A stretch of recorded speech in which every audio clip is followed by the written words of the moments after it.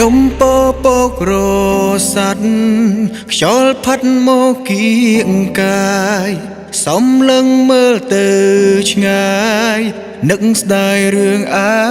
តីតវេលាកន្លងទៅឲ្យបងនឹកអូនចង់ឲ្យស្ងួនត្រឡប់វិញ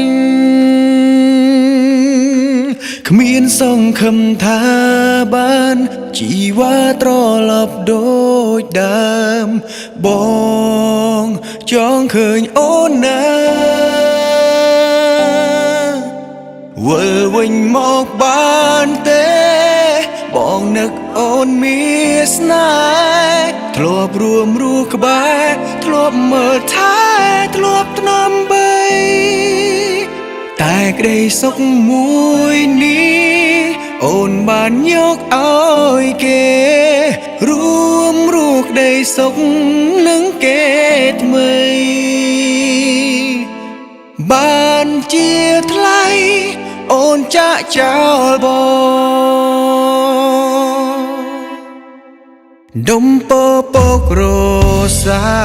ទខ្យល់ផាត់មកគៀកាយសំឡឹងមើលទៅឆ្ងាយនឹកស្ដាយរឿងអតីតវេលាកន្លងទៅឲ្យបងនឹកអូនចង់ឲ្យស្ងួនត្រឡប់វិញគ្មានសង្ឃឹមថាបានជីវ៉ាត្រឡប់ដូចដើមបងចង់ឃើញអូ